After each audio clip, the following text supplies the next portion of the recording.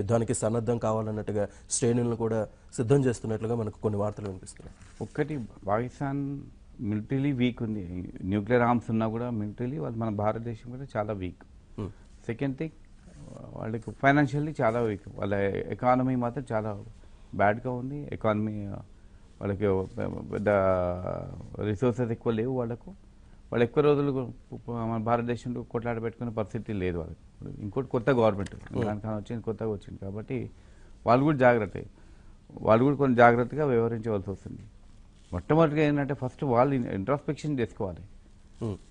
భారతదేశం ఎప్పుడైతే మనకు సిఆర్పిఎఫ్ అంతకుముందు నేను భారతదేశంలో సీరియస్ ఆఫ్ అటాక్స్ అయినాయో, ముంబై అటాక్లో కానీ, మనకు పఠాన్ కోట్ కానీ, ఇక్కడ మన పార్లమెంట్ మీద అటాక్ కానీ, కాశ్మీర్లో కూడా ఇక్కడ అటాక్ అయినప్పుడు వాళ్ళ ఉగ్రవాద సంస్థ వాళ్ళ పాకిస్తాన్లో ఉన్న ఉగ్రవాద సంస్థనే వాళ్ళు క్లెయిమ్ చేస్తూ ఉన్నట్టు వాళ్ళు పాకిస్తాన్ వాళ్ళ మీద యాక్షన్ తీసుకోవాల్సి ఉంటుంది. ఇప్పుడు ఈ పుల్వామా అటాక్ తర్వాత ఇమ్రాన్ ఖాన్ ప్రైమ్ మినిస్టర్ వచ్చేసి మేము వాళ్ళ 2 ఆర్గనైజేషన్స్ మేము బ్యాన్ చేస్తాం అనుకో అంటే డెఫినెట్గా వాళ్ళు ఆర్గనైజేషన్స్ అక్కడ ఉన్నట్టే కదా, ఉన్నాయి. ఇంకా వాళ్ళు ఓపెన్గా స్టేట్మెంట్ ఇస్తూ ఉన్నారు. టీవీలలో మనకు వాళ్ళ ఫోటోలు కనపడతా ఉంటాయి, మీడియాలో వాళ్ళ స్టేట్మెంట్ ఇస్తూ ఉన్నప్పుడు ఎందుకు యాక్షన్ తీసుకోరు? మళ్ళీ వాళ్ళు మేమే చేసామని వాళ్ళే చెప్పుకున్నాక ఇంకా వాళ్ళు పాకిస్తాన్కి ఇంకా వేరే మార్గం ఏం లేదు. ఇంకా ప్రజలు కూడా ప్రపంచంలో ఎవరు నమ్మరు. ఆల్రెడీ బిన్ లాదెన్ ఇక్కడ పాకిస్తాన్లో దొరికాడు. అమెరికా పాకిస్తాన్కి చెప్పిందా? పాకిస్తాన్ మిత్రుడే మళ్ళా అమెరికా చెప్పకుండానే వచ్చి బిన్ లాదెన్ ఎత్తుకొని వెళ్ళారు కదా వాళ్ళు. కాబట్టి పాకిస్తాన్ ఎన్ని మాటలు చెప్పినా, ఎన్ని అబద్ధాలు ఆడినా కూడా ప్రపంచంలో ఏ దేశాలు నమ్మేటట్టు పరిస్థితి లేదు. కానీ మనం కూడా ఒకటి ఆలోచన చేసుకోవాలి ఏంటంటే మనకు పాకిస్తాన్ ప్రజలతో ప్రాబ్లం లేదు. Problem is with Pakistan military establishments, అక్కడ ఉగ్రవాద సంస్థలతోటి. డెఫినెట్గా భారతదేశం రైట్ ఉంది, అక్కడ ఉన్న ఉగ్రవాద సంస్థలకు నిలబెట్టడం చేయాలి. అది మాత్రం we should continue do it. ఇప్పుడు ఇది ఒక్కసారిగా అది ఆపేయద్దు, కంటిన్యూ. ఎప్పుడైనా మళ్ళీ వాళ్ళు ఎవరైనా కవింప చర్యలు చేశారు, ఏదైనా అటాక్ చేసినంటే డెఫినెట్లీ మన వాళ్ళు అక్కడ ఉగ్రవాద సంస్థలు నిలబెట్టడం చేయాలి. రైట్, మనతో మాట్లాడిన కాలర్స్ ఉన్నారండి. ఫస్ట్ కాలర్ నరసింహమూర్తి గారు. హలో, గుడ్ మార్నింగ్ అండి గౌరీశంకర్ గారికి. Good morning sir. అలాగే వేదిక మీద ఉన్నటువంటి యాంకర్ గారికి కూడా నమస్కారం అండి. నమస్తే అండి, మాట్లాడండి నరసింహమూర్తి గారు. ఇప్పుడు మనకి దాడి జరిగిందనేసి మనం ఓన్లీ ఉగ్రవాదుల మీద దాడి చేస్తేనే బెటర్ అండి. సామాన్య ప్రజల మీద మాత్రం దాడి చేయకూడదండి. ఇది నేను కోరుకుంటున్నానండి. ఎందుకంటే ఉగ్రవాదులు పెంచి పోషిస్తున్నది జిహాదీలు, వాళ్ళు వీళ్ళు ఉన్నారండి. అలాంటి వాళ్ళని మాత్రం టార్గెట్ చేయాలండి కంపల్సరీ. సామాన్య ప్రజలు మాత్రం ఎవరు చంపకూడదండి. ఈ దేశానికి నిన్ను జరిగిన అటాక్ తో నేను చాలా గర్వపడుతున్నామండి. భారతదేశంలో పౌరున్నయ్యండి కూడా ఇలాంటి దాడులు కంపల్సరీ జరగాలండి. ఎందుకంటే ఉగ్రవాదం పెంచి పోషించకూడదండి. అది చాలా దేశానికే చాలా ఇదవుతుందండి, చాలా నష్టపరిచే విధంగా ఉంటారండి వాళ్ళు. ఎందుకంటే మన హైదరాబాద్ లో జరిగిన దాడులు చూసుకున్నా, లేదా బెంగళూరులో జరిగిన దాడులు చూసుకున్నా, లేదా ముంబైలో జరిగిన దాడులు చూసుకున్నా గానీ వీళ్ళు జిహాదీలు ఎక్కువైపోయి చాలా వరకు పాకిస్తాన్ వాళ్ళు భారతదేశంలో ఏదో కుట్ర జనాభా పెరిగి బాగా అభివృద్ధి చెందుతున్నందువల్ల వాళ్ళు కక్షతో ఆ విధంగా చేస్తున్నారండి. ఇది ఉగ్రవాదులు మట్టి పెట్టాలండి కంపల్సరీ. అది ఎందుకంటే అది జరిగి తీరాలి. ఇంకా ఎక్కడన్నా ఉన్నా కూడా ఈ విధంగా దాడులు చేయాలని కోరుకుంటున్నానండి. రైట్ నరసింహమూర్తి గారు. మరో కాలర్ ఉన్నారు, లోక్నాథ్ గారు చిత్తూరు నుంచి. లోక్నాథ్ గారు దయచేసి మీ టీవీ వాల్యూమ్ మ్యూట్ లో పెట్టి మాట్లాడండి. నమస్తే సార్. నమస్తే అండి. సార్, తీవ్రవాదానికి పాకిస్తాన్ పుట్టింది సార్. ఆడ ఒక స్టెబిలిటీ గవర్నమెంట్ లేకపోవడం వల్ల వచ్చిన వాళ్ళంతా ఏదో చూసి ముద్రగా తీవ్రవాదాలు పని చేస్తూ ఉంటున్నారు. కానీ వాస్తవంగా అక్కడ ఏం లేదు సార్. ఎందుకంటే ప్రపంచంలో తీవ్రవాద కార్యక్రమాలు ఎక్కడ ప్రారంభమైనా మన పాకిస్తాన్ వైపు ఏం చూపిస్తున్నాయి సార్. ప్రస్తుతానికి మనం సంబరాలు చేసుకోవడం కన్నా ఇంకా ఎక్కువ అప్రమత్తంగా ఉన్నాం సార్. ఎందుకంటే దాయా దేశం చాలా విష సంస్కృతి కూడుకుంది సార్. కాబట్టి మనం అప్రమత్తంగా ఉండి సైన్యానికి బాధ్యత కూడా నా అభిప్రాయం సార్. రైట్ లోక్నాథ్ గారు.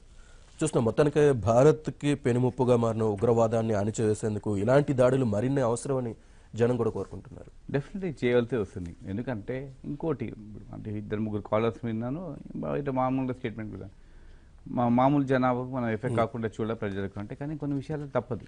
ఒకసారి వార్ డిక్లేర్ అయింది అనుకో, లేదంటే కొన్ని అటాక్స్ అని ఇప్పుడు ఉగ్రవాద సంస్థలు ఇప్పుడు అడవుడలు ఉన్నాయి, పుల్వానా మన బాలాకోట్ ఉంది, లేదా అడవి ప్రాంతంలో ఉంది అనుకో, రేపు పొద్దున ఉగ్రవాద సంస్థలు తీసుకుపోయి రావల్పిండిలో కానీ, ఇస్లామాబాద్లో కానీ, కరాచీలో సిటీ మధ్యన పెట్టి వాళ్ళు ట్రైనింగ్ చేస్తారు. అప్పుడు ఏం చేయాలి?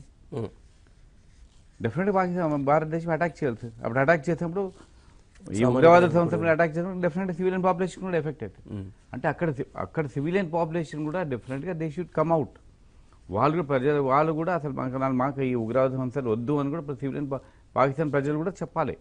వాళ్ళు ఎందుకంటే వాళ్ళు సైలెంట్గా ఉంటే మాత్రం దట్స్ నో సొల్యూషన్. వాళ్ళ ప్రాంతంలో ఉండేసి వాళ్ళు వేరే దేశాల మీద అటాక్ చేస్తామని ఉంటుంటే వాళ్ళు కూడా డెఫినెట్ ఎఫెక్ట్ అవుతారు. ఇదే ఉగ్రవాద సంస్థ రేపు పొద్దున క్యాపిటల్ సిటీలో పెట్టి ఇస్లామాబాద్లోనే పెట్టుకున్నారు అనుకోండి, వాళ్ళు మన కరాచీలోనే పెట్టారనుకోండి, వాడు భారతదేశం ఏం చేస్తుంది గమనం ఊరుకోలేదు కదా, డెఫినెట్ అటాక్ చేస్తుంది. అటాక్ చేసినప్పుడు డెఫినెట్లీ సివిలియన్ క్యాజువాలిటీస్ కూడా అవుతాయి. ఇప్పుడు వాళ్ళు ఏం చేశారు, ఉగ్రవాదులు వచ్చి వాళ్ళ మనకు సివిలియన్ మన ఓన్లీ మిలిటరీని అటాక్ చేసి వెళ్ళారా? ఈసారి సిఆర్పిఎఫ్ ఒకటి. అంతకుముందు బాంబేలో ఏం చేశారు? ముంబైలో అదే అటాక్ అయింది కదా, ఎంతమంది సివిలియన్స్ అని చనిపోయారు. కాబట్టి సివిలియన్ డెఫినెట్లీ వార్ డిక్లేర్ అయినప్పుడు సివిలియన్ పాపులేషన్ మీద డెఫినెట్ అటాక్ చేయొద్దు, కానీ తప్పదు కొన్ని విషయాలు. వాళ్ళు ఎటువంటి వారు లేకుండానే వాళ్ళు మన భూభాగంలోకి వచ్చి సామాన్య జనాన్ని చంపేస్తున్నారు. ఇది లో ఇంటెన్సిటీ వార్, ప్రాక్సీ వార్. ఇది ఆల్మోస్ట్ అంటే డైరెక్ట్ గా భారతదేశం మీద అటాక్ చేయకుండా మిలిటరీ తోటి వాళ్ళు ఇలా ఉగ్రవాదులు పంపించుకుంటా వాళ్ళు డ్యామేజ్ చేస్తూ ఉంటారు. అంటే బ్లీడ్ చేయాలి భారతదేశాన్ని, అసలు నిజంగా వాళ్ళకి సతాయించాలి, వాళ్ళు బ్లీడ్ చేస్తూ ఉండాలి, వాళ్ళు చిన్న అటాక్ చేయాలి, లో కాస్ట్గా వాళ్ళు పంపించాలి. ఏంటి మతబోధంతో నువ్వు చనిపోతే స్వర్గానికి వెళ్ళిపోతావు అని చెప్పి పంపించాలి. మనం ఎంతమంది పట్టుకున్నా ఉగ్రవాదులు చెప్తా ఉన్నారు వాళ్ళు. మాకు ఆల్రెడీ మాకు ట్రైనింగ్ ఉంది. లేదంటే మన స్టేట్మెంట్ మనకు సిఆర్పిఎఫ్ మీద అటాక్ అయినాక ఆ ఉగ్రవాది స్టేట్మెంట్ ఏంటి, నేను ఇంకా కొద్ది క్షణంలో మీరు అటాక్ అయినాక నేను ఉండను, నేను స్వర్గానికి వెళ్ళిపోతున్నాను అన్నట్టు, జన్నత్కు జారా అన్నట్టు.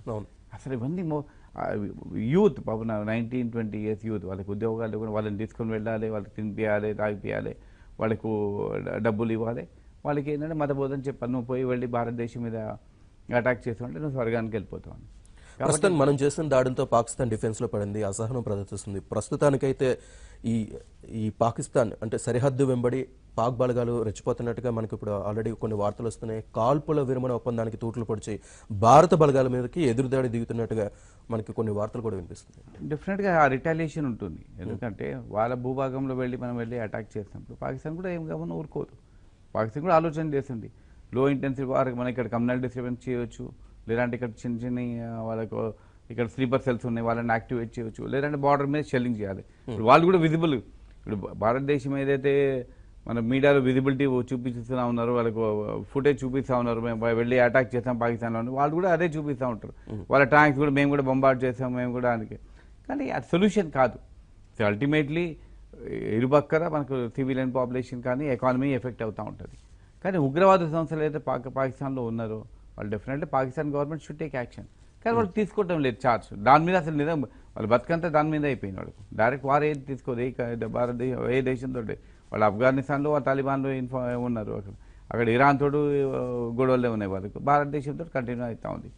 కాశ్మీర్ ఇష్యూ కూడా కాశ్మీర్ ఇష్యూ కూడా నిజంగా కూర్చొని ఇంటర్నేషనల్ భారతదేశం కానీ పాకిస్తాన్ కూర్చొని సెటిల్మెంట్ చేసుకోవాలి.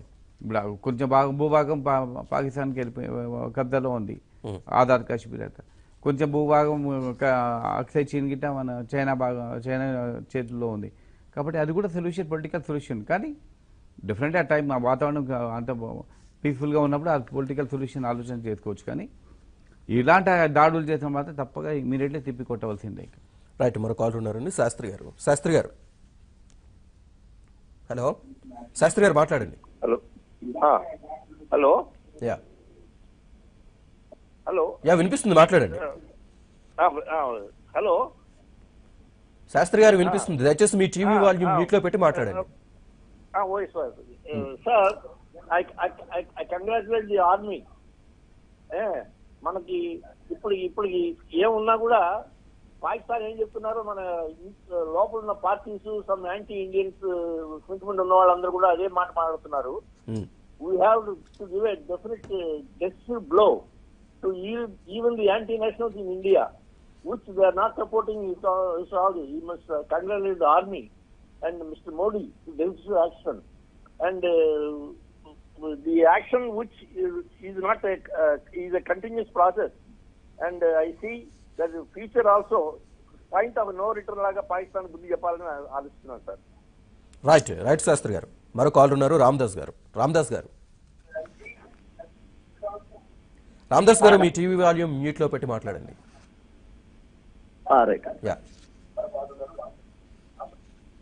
నమస్తే అండి. నమస్తే అండి. అదే నిన్న పాకిస్తాన్ టెర్రరిజం మీద మనల్ని దాడి చేసిన దాని మీద దేశమంతా గర్విస్తుందండి. ఎందుకంటే నేను చిన్నప్పుడు జై జవాన్ జై కిసాన్ అని చెప్పి లాల్ బహదూర్ శాస్త్రి గారు ఒక ఫోటో విడుదల చేశారు అప్పుడు, క్యాలెండర్. ఆ క్యాలెండర్ ని ఇంట్లో నేను తగిలించుకున్న సందర్భం గుర్తొస్తుంది. కాబట్టి ఇప్పుడు కూడా దేశమంతా యావత్ దేశము నిన్న కూడా మోడీ గారు జై జవాన్ జై కిసాన్ ని కాదు మాదన్నాడు. కానీ లాల్ బహదూర్ శాస్త్రి గారు నేను చిన్నకున్నప్పుడు, అంటే నాకు I'm 60 years old, elementary school చదివేటప్పుడు ఆ క్యాలెండర్ ఫ్రేమ్ తో తీసుకొచ్చి ఇంట్లో తగిలించుకున్నాను నేను. కాబట్టి ఇప్పుడు మనము యావత్తు ప్రపంచమంతా పాకిస్తాన్ మీద చూస్తూ, అంటే అక్కడ టెర్రరిజం ఉందని చెప్పి, కానీ ఆ దేశంలోనే కూడా ప్రజాస్వామ్యాన్ని ప్రజలేటట్లు అక్కడుండే ప్రజలు దీన్ని వద్దు అనుకున్నప్పుడు మాత్రం దీనికి సొల్యూషన్ దొరుకుతుందని చెప్పి నా అభిప్రాయం. కాబట్టి అక్కడుండే ప్రజలు ఎప్పుడైతే వాళ్ళ మార్పు కోరుకుంటున్నారో అప్పుడు ప్రభుత్వాలు కూడా మారే అవకాశం ఉంది. కాబట్టి దీన్ని దృష్టిలో పెట్టుకొని ఆ వైపు, అంటే ఆ దేశంలో టెర్రరిజాన్ని రూపుమాపడానికి, అంటే అక్కడ ఉండే ప్రజలు సురక్షితంగా ఉండాలన్నప్పుడు, వాళ్ళ మీద దాడులు జరగకుండా ఉన్నప్పుడు అభిప్రాయంతో అక్కడ ఉండే ప్రజల్లో మార్పు తీసుకొస్తే దీనికి సరైన సొల్యూషన్ దొరుకుతుందని నా అభిప్రాయం అండి. రైట్ రామదాస్ గారు. సో 2016లో జరిపిన సర్జికల్ దాడులకి ఇప్పుడు చూస్తున్న సర్జికల్ దాడులకు సంబంధించి ఒక వ్యత్యాసం కనిపిస్తుంది. అప్పుడు మనం చూసాం, సరిహద్దుల అవతల ఉండి మనం కాశ్మీర్లో ఉన్న ఉగ్రవాద శిబిరాలు ధ్వంసం చేసాం. కానీ ఇప్పుడు మాత్రం అక్కడ పాక్ లోపలికి ప్రవేశించి మరీ ఇప్పుడు దాడులు చేసాం. సో దానికి దీనికి చాలా డిఫరెన్స్ ఉంది. దీనికి ప్రతిస్పందన ఏ విధంగా ఉంటుందని మనం అనుకోవచ్చు? పాక్ కూడా తనంతట తనగా భారత భూభాగంలోకి వచ్చి దాడులు చేసే అవకాశం ఉందని మనం అనుకోవచ్చు. డెఫినెట్గా ఉంటుందండి. ఎందుకంటే వాళ్ళు కూడా, వాళ్ళ గవర్నమెంట్ కూడా కాపాడుకోవాలి, వాళ్ళ ప్రజలతో ఎన్నుకోబడిన గవర్నమెంట్ ఉంది, అక్కడ సివిల్ గవర్నమెంటే ఉంది. ఇప్పుడు వాళ్ళు సైలెంట్గా ఉంటే మాత్రం డెఫినెట్ వాళ్ళు కూడా ఇంపాక్ట్ అవుతుంది.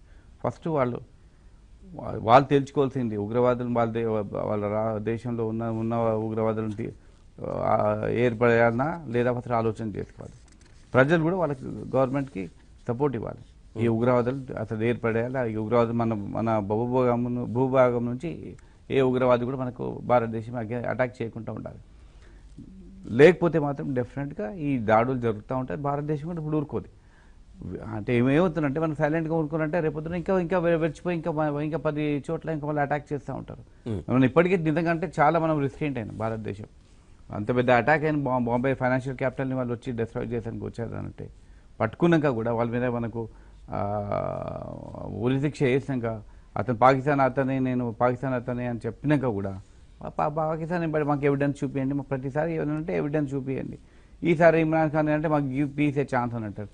లేవు సార్ మళ్ళీ డిస్కషన్ చేద్దాం. ఏం చేస్తారు? ఒక దిక్కు ఉగ్రవాదులు పోషించి భారతదేశం మీద అటాక్ పంపిస్తూ ఉంటారు ప్రతిరోజు. దాని తర్వాత మేము డిస్కస్ అంటే కుదరదు కదా. Peace and terrorism will not go hand in hand కదా. కాబట్టి డెఫినెట్గా భారతదేశం అటాక్ చేయాల్సి వస్తుంది. లేకపోతే ఇక్కడ కాదు, ఇంకెక్కడైనా ఉగ్రవాద సంస్థలు పాకిస్తాన్లో ఉన్నా కూడా భారతదేశం కొట్టిపడేయాలి. ఎందుకంటే మనకు డెఫినెట్గా వాళ్ళతోటే ప్రాబ్లం ఉంది.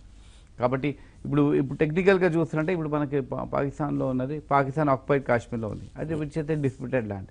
భారతదేశం మాది అంటారు, పాకిస్తాన్ మాది అంటారు. కాబట్టి అటాక్ చూస్తే అసలు డిస్ప్యూటెడ్ టెరిటరీ ఉన్నట్టు ఉంది. డిస్ప్యూటెడ్ టెరిటరీ ఉంది.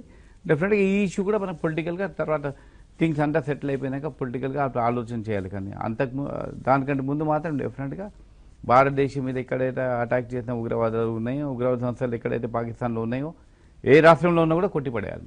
రైట్. మనం చూస్తున్నాం ఇమ్రాన్ ప్రభుత్వానికి ఉగ్రవాద సంస్థలకి అక్కడ సైన్యం అండదండలు ఉన్నాయి. తానుగాను స్వయంగా రంగంలోకి దిక్కుండా ఉగ్రవాద సంస్థల చేత దాడులకు పాక్ ప్రణాళికలు ముమ్మరం చేసే అవకాశం ఉందని మనం అనుకోవచ్చు అంటారు. దీనికి సంబంధించి చర్చ కొనసాగిద్దాం ఒక చిన్న విరామం తర్వాత. చూస్తూనే ఉండండి ABN. పబ్లిక్ పాయింట్ తిరిగి స్వాగతం. సరే, ఏంటి ఇమ్రాన్ ప్రభుత్వానికి ఉగ్రవాద సంస్థలకి సైన్యం అండదండలు ఉన్నాయి కాబట్టి వాళ్ళే స్వయంగా రంగంలో దిగకుండా ఉగ్రవాద సంస్థల చేత మరిన్ని దాడులు చేయించే అవకాశం ఉందని మనం అనుకోవచ్చు. డెఫినెట్గా రెండు ఉంటాయి. ఒకటి సైన్యం కూడా రేపొద్దున క్రాస్ చేసి అటాక్ చేయవచ్చు, అండ్ ఉగ్రవాదులు కూడా వాళ్ళు. ఎందుకంటే ఒకటి ప్రాబ్లం ఏంటంటే పాకిస్తాన్లో సివిలియన్ గవర్నమెంట్ ఇది in the hands of puppet government లాగా ఉంటుంది. సివిలియన్ గవర్నమెంట్ కూడా టోటలీ మిలిటరీ కంట్రోల్లో ఉంటుంది, మిలిటరీ డిక్టేట్స్. ఎందుకంటే సివిలియన్ గవర్నమెంట్ స్ట్రాంగ్ ఉంది అని అంటే ఉగ్రవాద సంస్థలు ఉంటాయి. మన భారతదేశంలో ఎందుకు లేవు మళ్ళీ? ఎందుకంటే వీఆర్ డెమోక్రటిక్ ఎలక్టెడ్ గవర్నమెంట్ ఉంది, ఒక స్ట్రాంగ్ సివిల్ గవర్నమెంట్ ఉంది మన భారతదేశంలో. కాబట్టి ఎవరైనా కొన్ని అరాచక శక్తులు ఎవరైనా ఉన్నారంటే ఇమీడియట్లీ లోకల్ పోలీసే డీల్ చేస్తుంది. పాకిస్తాన్లో ఆ పద్ధతి, పాకిస్తాన్లో ఆ సిచ్యువేషన్ లేదు. అక్కడ ఉగ్రవాదులు పెంచి పోషిస్తూ ఉన్నారు, వాళ్ళకి డబ్బులు ఇస్తూ ఉన్నారు, ఆయుధాలు ఇస్తూ ఉన్నారు, భారతదేశం మీద అటాక్ చేయిస్తున్నారు. భారతదేశం కాదు, అక్కడ ఈవెన్ ఆఫ్ఘనిస్తాన్లో కూడా వాళ్ళు తాలిబాన్లు ఉన్నారు. ఎందుకంటే మనకు ఎప్పుడైతే బిన్ లాడెన్ ఎప్పుడైతే దొరికాడు పాకిస్తాన్లో, అప్పుడు క్లియర్ అయితే ప్రపంచం అందరూ తెలిసిపోయింది. అంటే పాకిస్తానే పెంచి పోషిస్తూ ఉంది వీళ్ళని, ఉగ్రవాదులను. కాబట్టి పాకిస్తాన్ నిజంగా పాకిస్తాన్ సర్వైవ్ కావాలని అంటే అక్కడ ప్రజలు కూడా ఆలోచన చేసుకోవాలి. మాకు ఈ ఉగ్రవాద సంస్థలు ఉండవచ్చు, దే షుడ్ నాట్ సపోర్ట్ ఈ బయట రావాలి. కానీ వాళ్ళు భయానికి అక్కడ ఆర్మీ పవర్ఫుల్ ఉంది కాబట్టి వాళ్ళ భయానికి వాళ్ళు బయటికి రారు. కానీ ఎఫెక్ట్ అయ్యేది మరి ప్రజలే కదా అక్కడ. రైట్ రైట్ మరో కాల్ ఉన్నారు కర్ణాటక నుంచి రామకృష్ణ గారు. రామకృష్ణ గారు. సార్ నా పేరు రామకృష్ణ. యా సార్ చాలా మంది చాలా చాలా గొప్పగా చెప్తున్నారు మిలిటరీ ఆపరేషన్స్ గురించి. సార్ నేను సామాన్య ఒక కూల్ చేసుకొని బతికేవాడిని. సార్ ఇంత మాట్లాడుతున్నారు, కానీ అసలు ఆ ట్రక్ ఎలా వచ్చింది, ఆ మందు గుండు ఎక్కడి నుంచి వచ్చింది, ఎవరెవరు సహాయం చేశారు, అసలు ఆ బార్డర్ లోకి ఈ భారతదేశం అంత లోపలికి ఎలా వచ్చింది అనేది అసలు ఎవరు చర్చించట్లేదేంటి సార్? అసలు ఎందుకు ఇంత అధ్వానంగా తయారైపోయింది మన దేశం? ఏదో చిన్న విషయం జరగగానే మనం సంకలు కొట్టేసుకొని మా భారతదేశం పెద్ద పగలు తీసేస్తుంది అని చెప్పుకోవడం ఎంతవరకు న్యాయం సార్? అసలు విషయాన్ని మరుగున పెట్టేసేసి మచ్చిపూసి మారేడికాయ చేసేసి జనాన్ని మైబూజ్ చేసేసి ఎంతవరకు న్యాయం సార్ ఇది? రైట్ రామకృష్ణ గారు. మరో కాల్ ఉన్నారు బ్రిజేష్ గారు కర్నూలు నుంచి. బ్రిజేష్ గారు.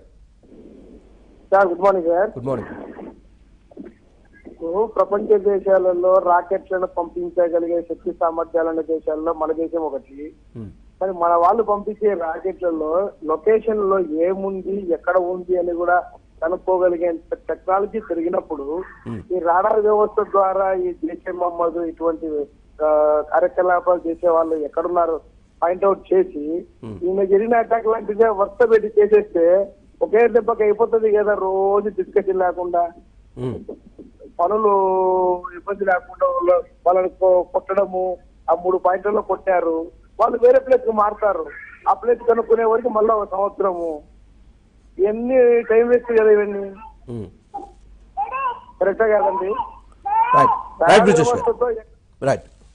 సో మీరేమంటారు సార్? మొన్న జరిగిన దాడికి, పుల్వామా దాడిలో జరిగిన దాన్ని, అక్కడ ఏం జరిగింది అనే వాస్తవ పరిస్థితిని ఎందుకు బయట పెట్టలేకపోతుంది ఇప్పటి వరకు ప్రభుత్వం? ఎందుకంటే ఒక వ్యక్తి అక్కడికి రావడం, అంత హెవీ వాటితోటి వచ్చి దాడి చేయడం అనేది ఏ విధంగా చూడాలి? దాన్ని ఎందుకు కనిపెట్టలేకపోయారు? ఎక్కడ విప్లవం? ఇంతకు ముందే చెప్పాను నేను, డెఫినెట్ గా లోకల్ సపోర్ట్ లేని కాదు అది. డెఫినెట్ లోకల్ గా స్లీపర్ సెల్స్ ఉన్నాయి, వాళ్ళకు ప్రోత్సహించే వాళ్ళు లోకల్స్ ఉన్నారు. ఇప్పుడు కాశ్మీర్ అంటే మొత్తం కాశ్మీర్ ఎఫెక్ట్ కాలేదు, కాశ్మీర్ టెర్రరిజం మొత్తం కాశ్మీర్లో లేదు.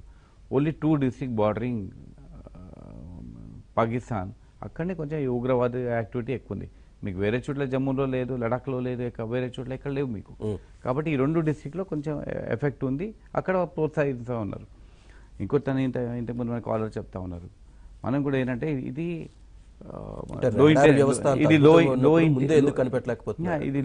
అదే అంటున్నాను. లోకల్గా మనకి ఎప్పుడైతే లోకల్ పాకిస్తాన్ ఏంటంటే తెలివిగా ఏం చేసింది, కొంచెం లోకల్ని కూడా పట్టుకుని లోకల్స్ని కూడా ఇన్వాల్వ్ చేస్తూ ఉన్నారు.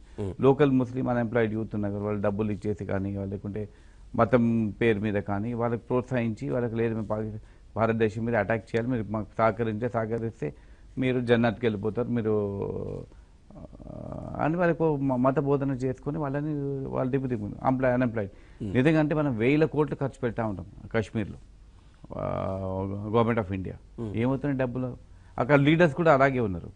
వాళ్ళు ఏంటంటే పవర్లో ఉన్నప్పుడేమో భారతదేశం పాట పాడతారు, పవర్ పోయినాకనే మాత్రం ఇమీడియట్ మరి జై పాకిస్తాన్ అంటారు. మరి ఈ మధ్యన చూద్దాం ముఫ్తీ స్టేట్మెంట్ చూడండి, చాలా మంది ఉండేవి. మనం ఇంకా వాళ్ళకు సెక్యూరిటీ కూడా ఇచ్చాము. అంటే వాళ్ళు కూడా కొంతమంది ఉగ్రవాదులు పడిపోయారు. ఉగ్రవాదులు కూడా ఎన్నో సంస్థలు ఉన్నాయి, ఎన్నో గ్రూపులు ఉన్నాయి. అక్కడ పెత్తనం, ఒకరి మీద పెత్తనం నడుస్తూ ఉంటుంది. ఎవరి దగ్గర గన్స్ ఉండాలి, డబ్బులు ఉండాలి. కాబట్టి దీనికి ఏంటంటే పాకిస్తాన్ క్యాష్ ఆన్ చేసింది. అక్కడ డిఫరెన్సెస్ మన కాశ్మీర్ వ్యాలీలో కొన్ని గ్రూప్స్ ఉన్నాయి కాబట్టి కొన్ని గ్రూపులన్నీ వాళ్ళ చేతిలో పెట్టుకొని వాళ్ళ డబ్బులు ఇచ్చేసి వాళ్ళకి ప్రోత్సహిస్తారు. ఆ లోకల్ స్లీపర్ సెల్స్ ఏదైతే ఇలాంటి అటాక్స్ని ప్రోత్సహిస్తూ ఉన్నారు. కాబట్టి ఈ లోకల్ పాపులేషన్లు ఎప్పుడైతే ఇన్వాల్వ్ ఉన్నారో ఇలాంటి మనం కట్టేయాలంటే చాలా కష్టం అవుతుంది. డెఫినెట్గా ఇట్స్ వెరీ డిఫికల్ట్ టాస్క్. కాబట్టి ఇప్పుడు లోకల్ పాపులేషన్ వీనౌట్ చేయాలి. వాళ్ళు ఉగ్రవాద మార్గంలో వెళ్ళకుండా చూడాలి. అక్కడ ఎంప్లాయ్మెంట్ క్రియేట్ చేయాలి. అక్కడ ఏంటంటే మతంతో కూడా వాళ్ళు వాడుకుంటూ ఉన్నారు.